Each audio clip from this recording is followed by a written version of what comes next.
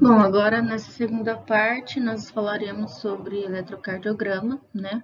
Bom, primeiramente, gente, naquela primeira parte em que nós falamos de eletrofisiologia, eu acredito que tenha ficado claro que a importância da geração do sinal elétrico e da condução desse sinal elétrico por todo o coração para manter a atividade mecânica cardíaca e de maneira adequada, né? Então a gente sabe que precisa haver uma contração simultânea dos dois átrios, né, primeiramente, e depois uma contração relativamente simultânea dos ventrículos, né, para que haja a circulação sanguínea de forma correta, para que haja o ciclo cardíaco de forma correta. Então, alterações nessa geração e propagação desse sinal elétrico pode desencadear problemas cardíacos, pode desencadear alguma alteração na função cardíaca. Pensando nesse contexto de geração e condução elétrica, nós temos o eletrocardiograma, que ele é um exame responsável por avaliar essa propagação dos sinais elétricos, né? Então, a partir do eletrocardiograma, a gente consegue identificar como que está a atividade elétrica do coração e verificar se tem alguma alteração, tá? Então, ele é um exame que, se souber avaliar, ele é um ótimo exame que dá ao cardiologista ou ao examinador diversas informações sobre o coração, sobre a atividade cardíaca daquele paciente, e é um exame fácil de ser feito, não é invasivo, né? Então o paciente ele são colocados alguns eletródios no corpo do paciente, mas não é nada invasivo, não tem que retirar, não tem que coletar sangue, não tem que furar, não tem que fazer nada muito invasivo, então é uma forma fácil, rápida e barata de se detectar uma diversa gama de informações sobre o coração, tá? Nessa parte, então, vocês vão aprender o básico do eletrocardiograma, tá? O que ele significa, o que são esses traçados, tá? Vão aprender a avaliar algumas questões básicas de um eletrocardiograma normal, tá? Porque quando a pessoa tem alguma patologia, esse eletrocardiograma ele fica alterado, tá? Então, por enquanto, a gente vai focar no eletrocardiograma normal, fisiológico, tá? E a base da base, vocês não vão sair dessa aula sabendo avaliar eletrocardiograma de maneira 100%. Tá, isso acaba que acontece com o tempo, com a prática. Eu também não sei avaliar também eletrocardiograma, tá? O que eu sei são só as bases fisiológicas do eletrocardiograma, que é o que eu quero passar para vocês. Bom, então, existe, né, o que o eletrocardiograma avalia? Uma diferença de potencial entre dois pontos do meio extracelular. O que é isso, né? Vamos primeiramente olhar essa imagem que eles nos mostram 4 células cardíacas, uma unida à outra com aqueles discos intercalares. E aqui nós temos um eletródio, certo? Temos aqui um eletrodo de referência e um eletrodo de registro, tá? Ambos estão no líquido extracelular. Se ambos estão no líquido extracelular, aqui essas células estão em repouso, tá? Ó, tá vendo que aqui tá negativo, dentro da célula tá negativo e fora da célula tá positivo. Então, essas células estão em repouso. Se nesses dois lados aqui de cada eletrodo estão positivos, né? Tá todo mundo em repouso, não tem diferença de potencial entre esses dois pontos, tá vendo? Ó, não tem. Quando a célula começa a se despolarizar, então vamos supor que tem um estímulo vindo daqui e começa a despolarizar a primeira célula. O que vai acontecer? A gente vai ter uma inversão de sinais, onde dentro da célula vai ficar mais positivo do que fora. Lembram da despolarização? Aí aqui, gente, cria uma diferença de potencial entre esses dois pontos do meio extracelular. Olha só, aqui vai estar mais negativo do que essa região, tá? Porque essa região ainda está em repouso e o meio extracelular dessa região está positivo, enquanto que aqui está negativo, tá? Então, a gente teve uma diferença de potencial de ação, de potencial, certo? Depois, conforme a despolarização vai sendo propagada pelas outras células, a diferença de potencial entre esses dois pontos se perde. Porque aí agora aqui, ó, tá tudo positivo dentro da célula e fora da célula tudo negativo, tá vendo? Então, a gente teve aqui, aqui a gente já se perdeu também a diferença de potencial. Agora, quando ocorre repolarização, né, então olha só, houve repolarização, onde a célula volta a se tornar mais negativa do que o meio extracelular. Como primeiro aqui só despolarizou uma célula por enquanto, aí aqui criou-se novamente uma diferença de potencial entre esses dois pontos aqui do eletrodo que tá registrando, tá? O eletrodo está registrando a diferença entre esses dois pontos no líquido extracelular. Então, aqui está mais positivo do que aqui, até que a repolarização passa para todas as células e aí a gente tem a extinção da diferença de potencial. Tá? Então, esse conceito é importante para vocês entenderem o traçado do eletrocardiograma, certo? Por quê? O coração, gente, aquilo que eu mostrei para vocês eram células, né? 4 células. Porém, o coração, ele é um amontoado de célula e ele está imerso a um meio condutor, que é basicamente a água, né? Nós somos compostos de água, basicamente, e a água é um meio condutor. Então, o campo elétrico gerado por essas correntes de despolarização e repolarização na geração e na condução do sinal elétrico cardíaco, no fluido extracelular, ele propaga-se por todo o corpo e aí a gente consegue detectar esse campo elétrico propagado a partir dos eletrodos que são posicionados em diferentes regiões na superfície corporal. E aí são captadas essas variações do potencial elétrico se acoplados os amplificadores, né? Então, são colocados eletrodos no nosso corpo em regiões específicas, tá? Do nosso corpo e esses eletrodos detectam essa variação do potencial elétrico, amplifica, porque é uma voltagem muito baixa, então ele amplifica para conseguir detectar ali no traçado do eletrocardiograma. Bom, então qualquer diferença de potencial existente em meio condutor pode ser representado por um vetor, que aponta para o lado do potencial mais alto e cujo comprimento é proporcional à intensidade do dipolo. E o vetor, por conveniência, ele está com a ponta voltada para a direção positiva. Então, vejam bem, qualquer vetor, o que é um vetor? Ele é uma grandeza que determina, na verdade, ele representa grandezas que tenham alguma direção. Tá? Então, por exemplo, corrente elétrica, ela pode ser representada por vetor, porque a corrente elétrica ela caminha para uma direção. Agora, temperatura não tem vetor, tá? Porque não tem uma direção. Então, o vetor aqui no caso do eletrocardiograma, ele aponta para o lado positivo do potencial, da diferença de potencial. Isso que é a teoria do dipolo elétrico. O que é o dipolo elétrico? Lembram lá da imagem anterior, onde nós temos quando uma célula despolariza, nós ficamos com um lado mais negativo, né, no lado extracelular, do que o outro lado que ainda não foi despolarizado. E aí a gente teve um dipolo elétrico, onde temos diferenças de potencial nesses dois eletrodos, tá? Quando a gente tem essa diferença de potencial, então nós podemos representar com um vetor, onde a ponta do vetor, né, é uma seta, o vetor é uma seta, certo?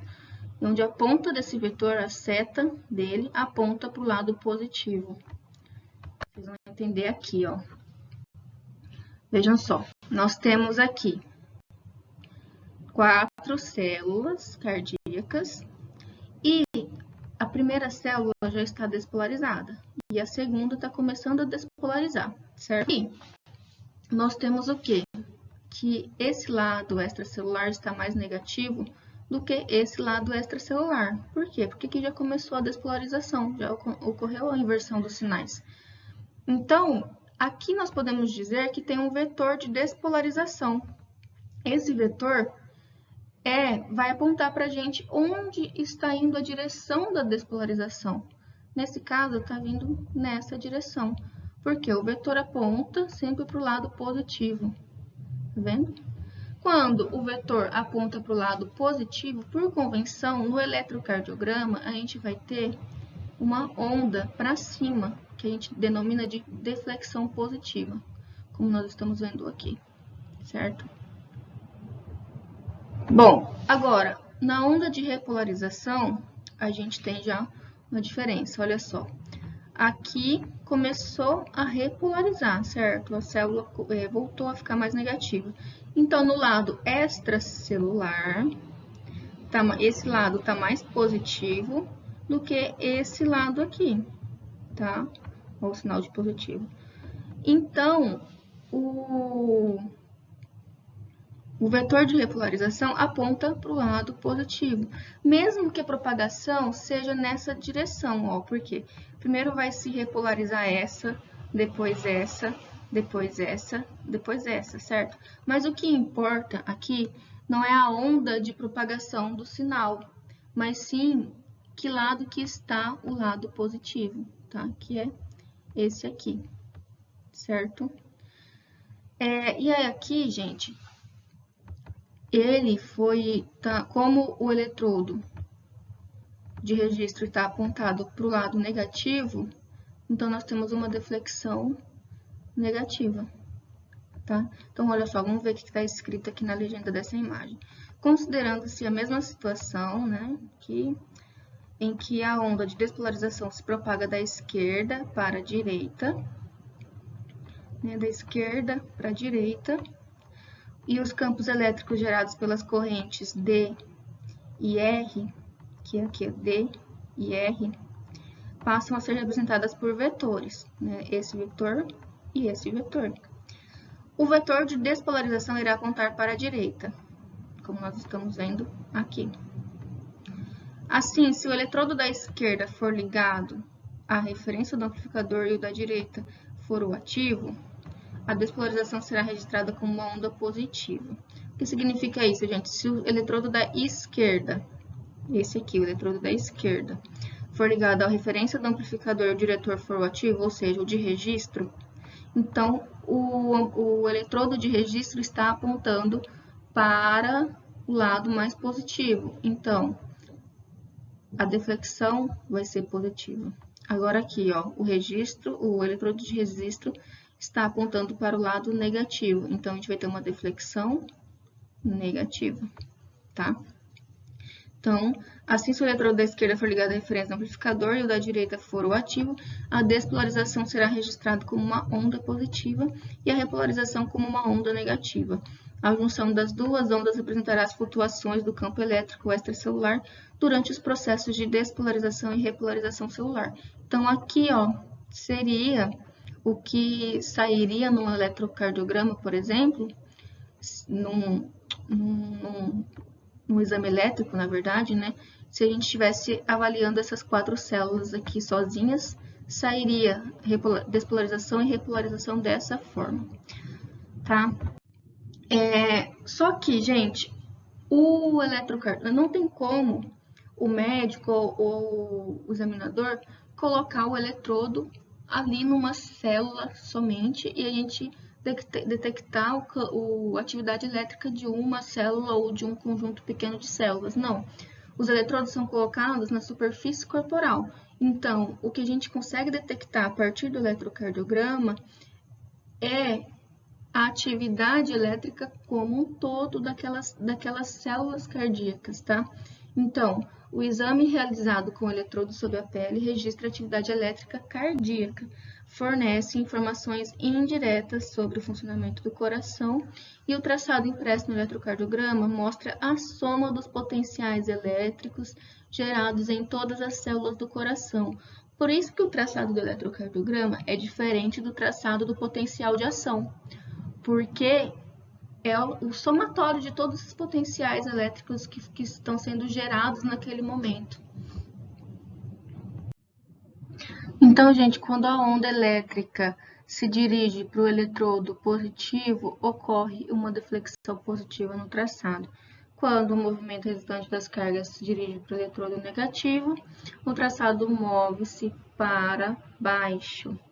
Tá? Vocês vão entender o que é esse eletrodo positivo e esse eletrodo negativo.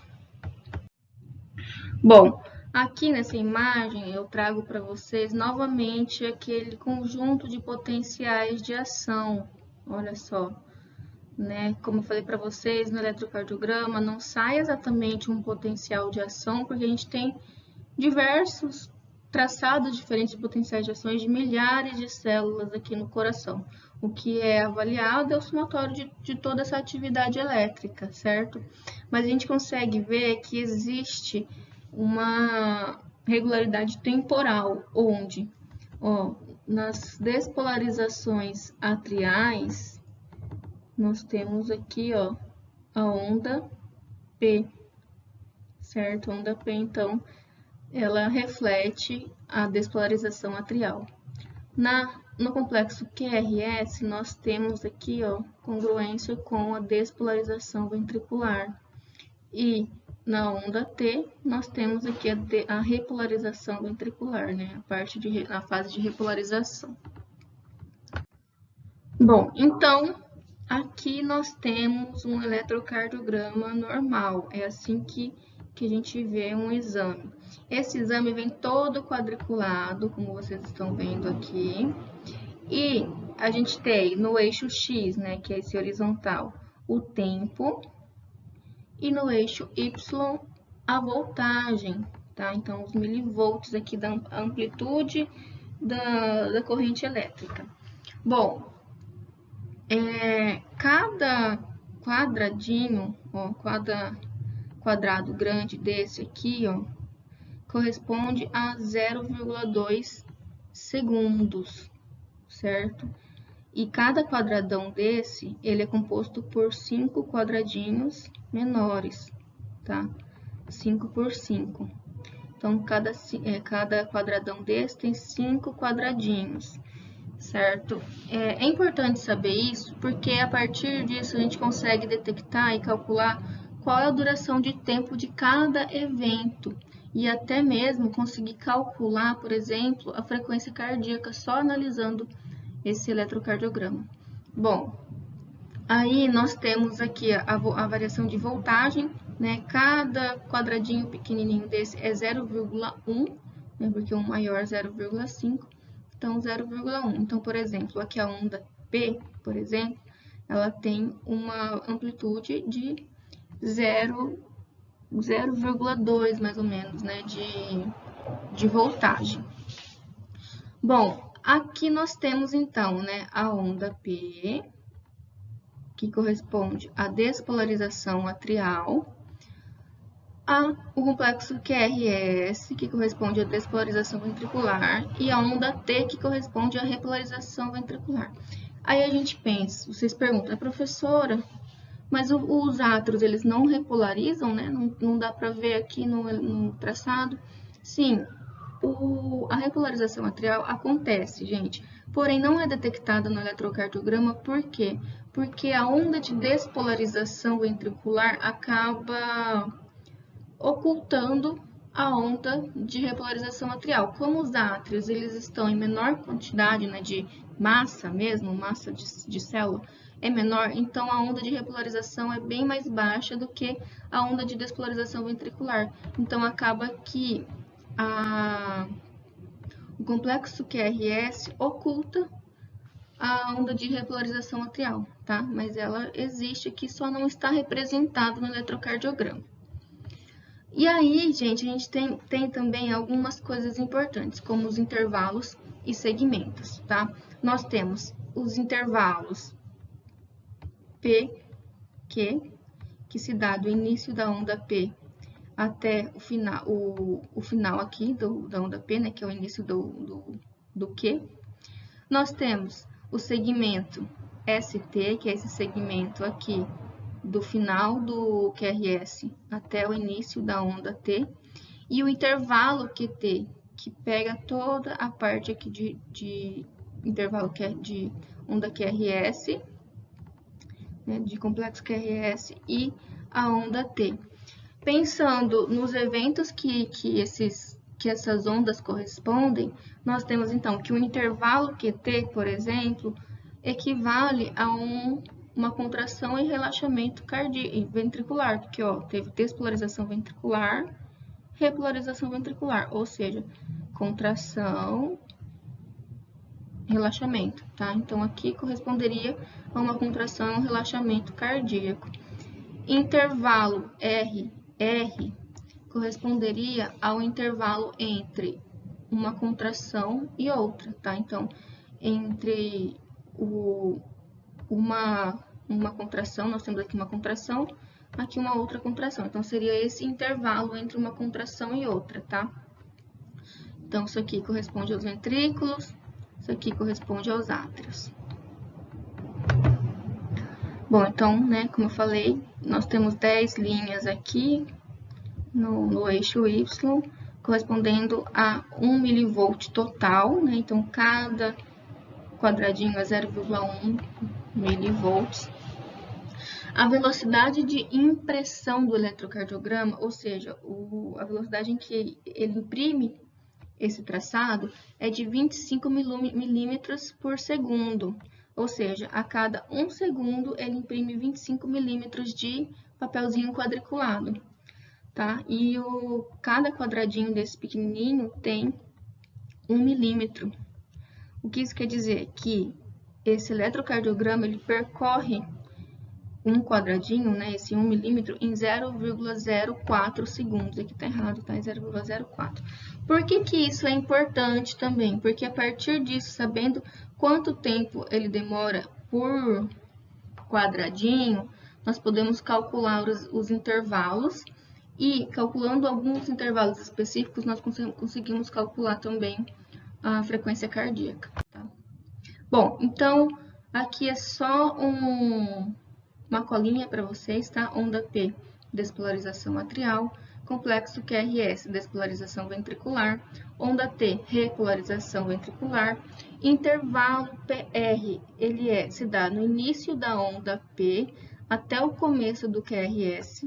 Segmento PR, que é diferente de intervalo, ele se dá no final da onda P e começo do QRS. Então, o segmento sempre vai ser a linha reta, tá? Linha reta do eletrocardiograma.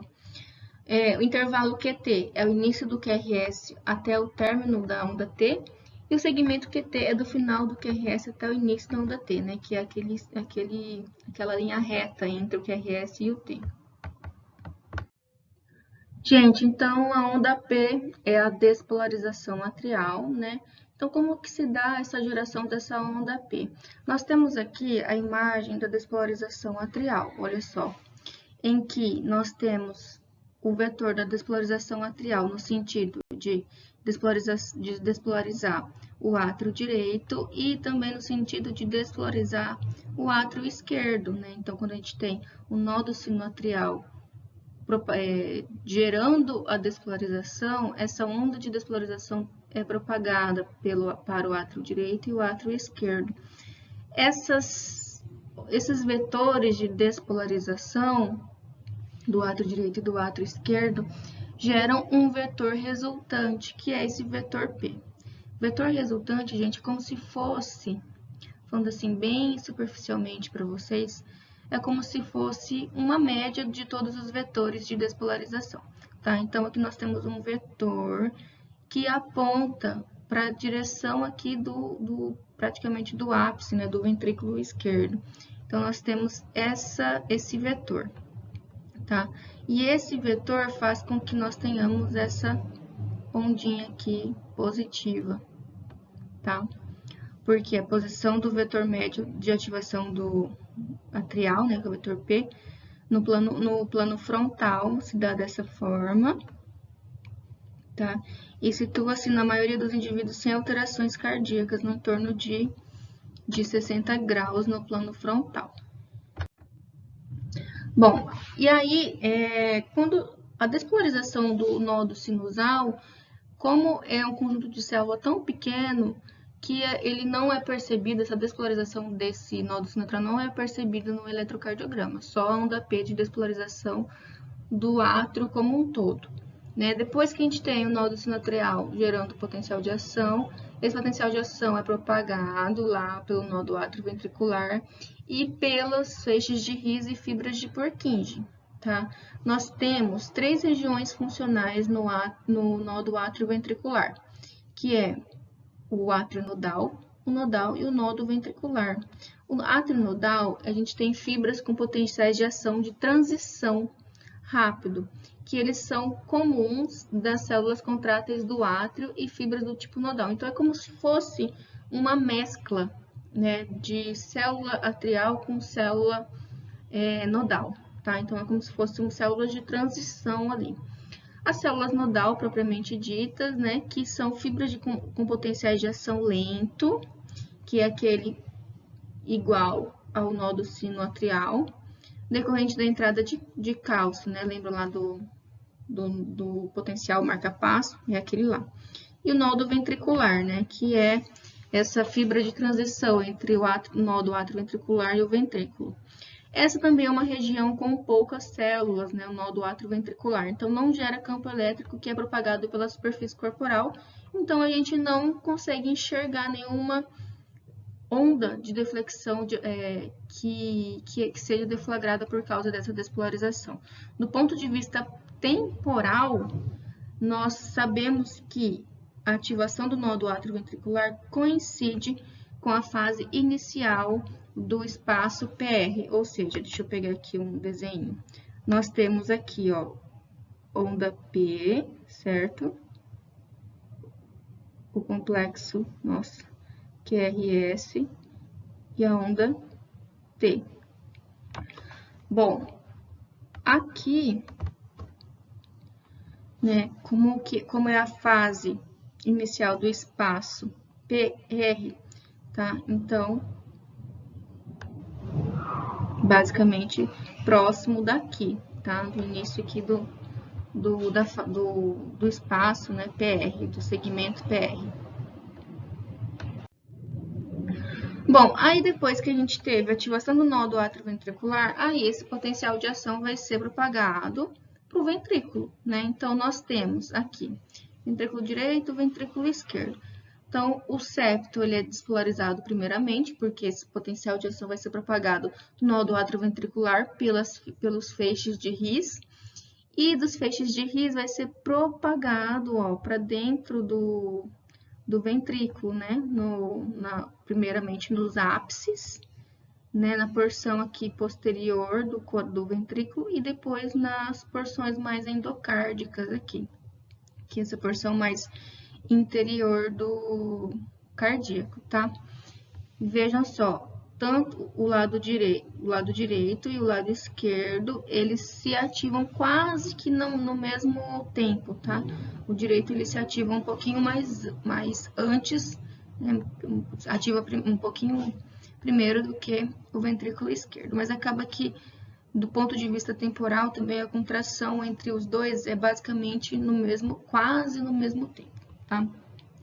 Bom, aí aqui nós temos os vetores de despolarização ventricular, ó, nós temos esse vetor, né? Esse vetor aqui, esse aqui, tá? E um vetor de resultante que é mais ou menos assim, tá?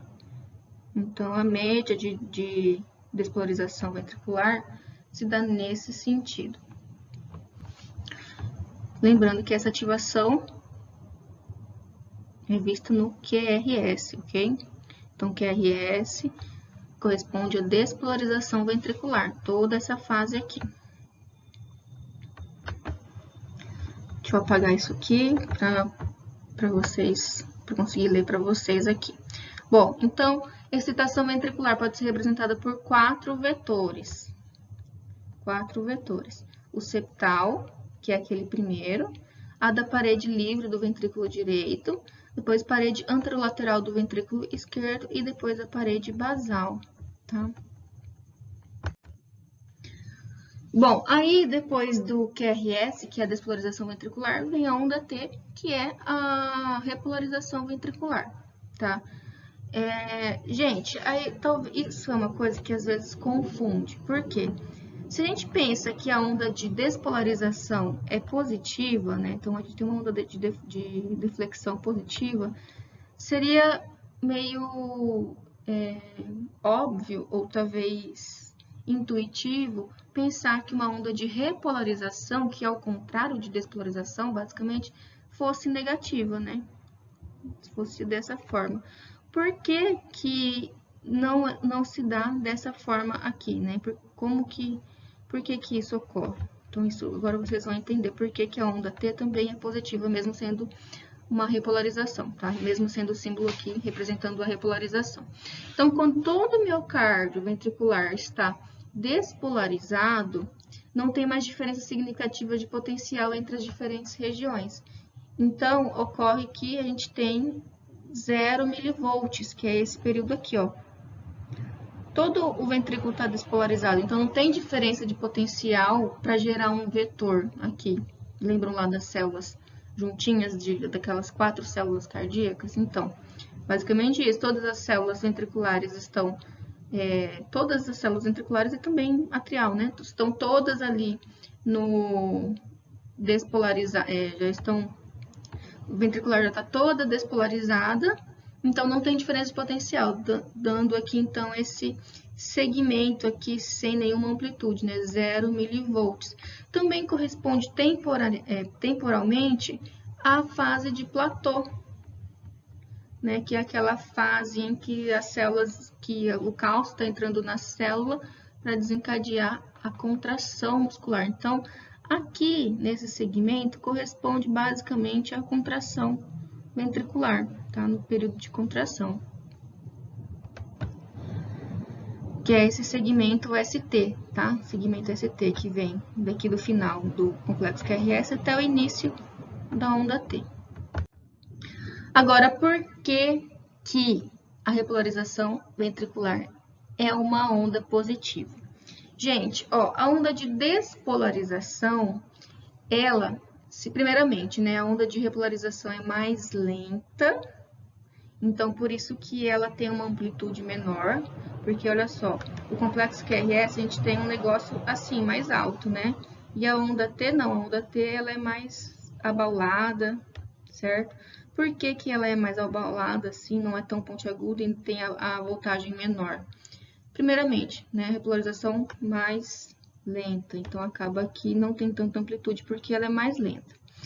Outra questão é que a onda de despolarização, ela se dá no sentido endocárdio, que é a porção mais interna do ventrículo, para o epicárdio, que é a porção mais externa. Então, vai do interior para o exterior, tá? Essa é o sentido de despolarização do ventrículo, tá? Então, olha só. Aqui nós temos uma célula em repouso. Uma célula em repouso. E aqui a gente teve a propagação da despolarização. Qual que foi o sentido? Nesse sentido, endocárdio, epicárdio, tá? Nesse sentido aqui.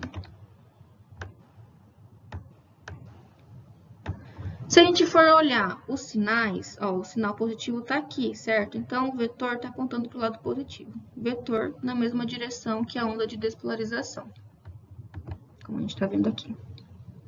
Então, a onda de despolarização tem que ser positiva mesmo, né? Como que a gente vê no complexo QRS. Agora, se a gente for olhar a repolarização ela se dá ao contrário, ela se dá no sentido epicárdio, endocárdio. Como a gente tá vendo aqui, ó. Aqui eu coloquei, tá certo, né? Então, epicárdio, endocárdio. Essa é sentido da repolarização. Então, a gente tem aqui, ó, a célula sendo repolarizada nesse sentido. O que é a repolarização, gente? É quando a célula fica mais negativa e o fluido extracelular fica mais positivo, né? Então, a gente tem aqui, ó, positivo, positivo, positivo, negativo, negativo, negativo. O que significa isso? Que nessa porção as células já foram repolarizadas e nessa porção ainda não, tá? Então, a onda de repolarização se dá nesse sentido, mas o vetor tá ao contrário. Por quê? Porque o sinal positivo tá desse lado, tá? Então, como o vetor está ao contrário do que a onda de despolarização, de repolarização, então a gente tem uma onda positiva, porque lembrando que nós temos os registros, né, os eletrodos. Aqui nós temos o eletrodo positivo, tá? E o eletrodo negativo, que é o que está captando esses sinais elétricos, certo? Aqui, o vetor está apontando para o eletrodo positivo, então nós temos uma deflexão positiva. Na repolarização, o vetor está apontando para o positivo também, mesmo que a onda de repolarização seja para lá. Então, por isso que a onda de repolarização também é positiva, tá? Devido ao vetor e devido à localização dos eletrodos, que são convencionalmente, os eletrodos eles têm locais específicos de serem colocados e não pode mudar, tá? É convenção do exame colocar naquelas regiões. Então, por isso que a gente tem uma deflexão positiva na despolarização e uma deflexão positiva também na repolarização, mesmo parecendo que deveria ser ao contrário, tá? Então, fibras do epicárdio possuem potencial de ação mais rápido que fibras do endocárdio. Por isso que elas se repolarizam antes do que as fibras do endocárdio, tá? Porque o potencial de ação delas é mais curto, mais rápido.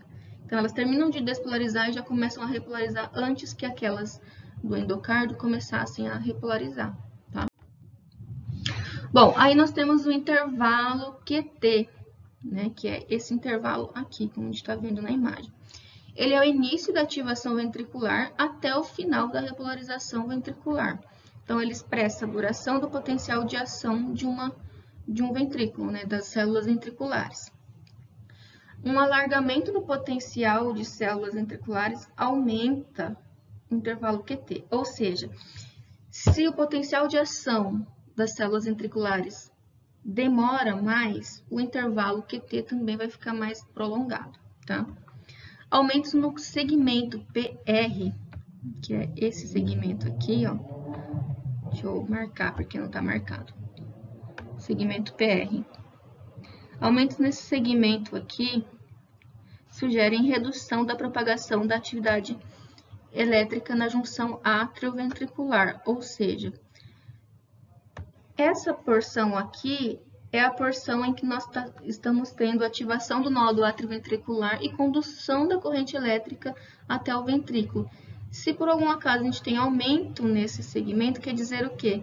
Que o coração está com algum problema nessa condução atrioventricular, tá?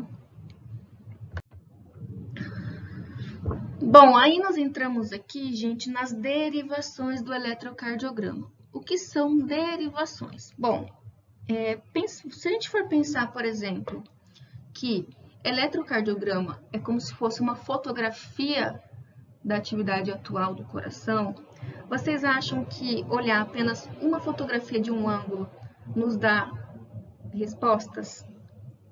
Pode até dar, mas não como um todo. Por exemplo, suponhamos que você tem um carro, certo? E alguém pegou seu carro emprestado e a pessoa fala: sofri um acidente com seu carro. E manda foto para você, manda foto só da frente. Aí na frente você vê só tem um arranhadinho assim. Aí você fala: nossa, tudo bem, não teve nada, né? Esse arranhadinho não é nada. Quando essa pessoa chega com o carro na sua casa, você vê que a traseira do seu carro está toda arregaçada. Aí você fala, nossa, quase deu PT esse carro. Por que você não descobriu que o carro estava todo zoado quando essa pessoa tirou foto só da frente? Porque o problema estava na traseira e não na frente. O que eu quero dizer com isso? Que quando a gente vê um objeto tridimensional, como um coração, não adianta a gente ver só uma parte. A gente não consegue detectar algum problema ou a gente não consegue avaliar a função dele vendo um lado só. A gente precisa ver todos os ângulos desse objeto tridimensional. E é por isso que a gente tem diversos tipos de derivações eletrocardiográficas, que nada mais são do que diversas fotografias, né, dessa atividade elétrica de diversos ângulos, tá? Então, nós temos as derivações que são bipolares, as derivações unipolares e as derivações precordiais.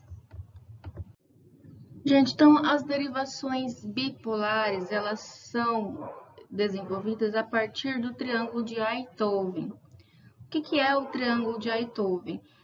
É a disposição dos eletrodos que formam esse triângulo, como nós estamos vendo aqui. Então, num exame de eletrocardiograma, para obter a derivação bipolar, são colocados pares de eletrodos em 3 posições, tá? Então, a primeira, ela nos dá a derivação 1, como nós estamos vendo aqui, onde o eletrodo positivo é colocado no braço esquerdo e o eletrodo negativo no braço direito, tá? Na derivação 2, nós temos o eletrodo negativo no braço direito, eletrodo positivo na perna esquerda. E na derivação 3, nós temos a perna esquerda com eletrodo positivo e o braço esquerdo com eletrodo negativo, tá? Então, gente, ó, aqui nós temos os traçados de um eletrocardiograma normal das 3 derivações bipolares, 1, 2 e 3. Então, a partir daquelas 3 disposições dos pares de eletrodos, nós temos essas 3, entre aspas, aqui, fotografias do coração. Pensando para diagnóstico de arritmias, por exemplo, não importa muito qual derivação aqui nesse caso vai se avaliar. Até porque a arritmia, ela é importante avaliar a arritmia no sentido da relação temporal entre os acontecimentos, entre os fenômenos, né? Então, não importa muito a derivação, elas são muito parecidas, ó, vejam só.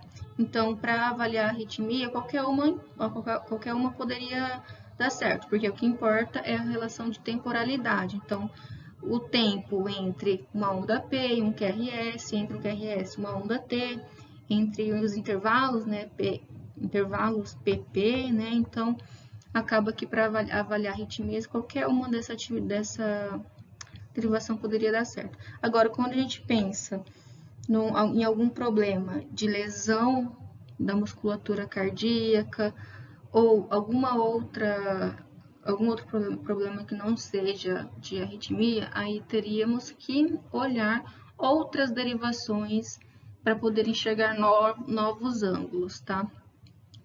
Aí nós temos, então, derivações unipolares, que elas são derivações que são derivadas, né, derivações derivadas das derivações bipolares. Então, um dispositivo com potencial elétrico nulo capta o potencial elétrico absoluto da superfície corporal. O ponto do potencial nulo é conseguido pela ligação dos 3 eletrodos conectados aos membros, braço direito, braço esquerdo e perna esquerda, em um nó comum do circuito elétrico. Então, se une esses 3 pontos num nó comum, a gente tem o que é denominado de potencial elétrico nulo, tá? Então, olha só, a soma dos potenciais de um circuito elétrico fechado é igual a 0. Isso aqui é uma regra da física, tá? Então, potenciais de um circuito elétrico fechado é igual a 0, como nós estamos vendo aqui, ó. D1, D2, D3 é igual a 0.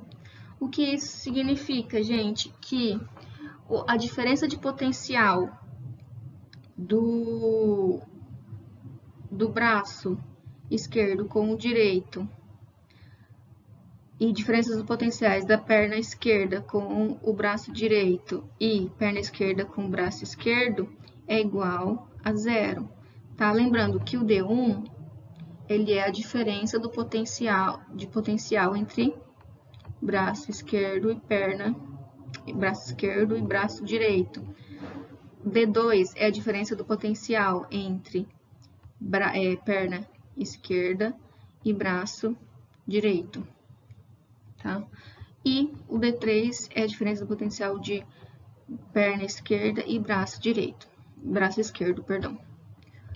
Bom, então aqui nós temos, né, a partir desse circuito fechado, nós temos então as derivações unipolares aumentadas do membro. Então, a gente fecha um circuito, que são essas derivações unidas, né, para zerar, e consegue avaliar separadamente cada membro, né, o potencial elétrico absoluto daquele membro. Então, nós temos o AVR, o AVL e o AVF, tá? Bom, AVR é do braço esquerdo, braço direito, R é de right, de direito, tá? AVL é do braço esquerdo, tá? Então, L de left, de inglês left, que é esquerdo. E o AVF é de foot, de perna, tá? Foot de pé, perna, então é o eletrodo que fica na perna esquerda.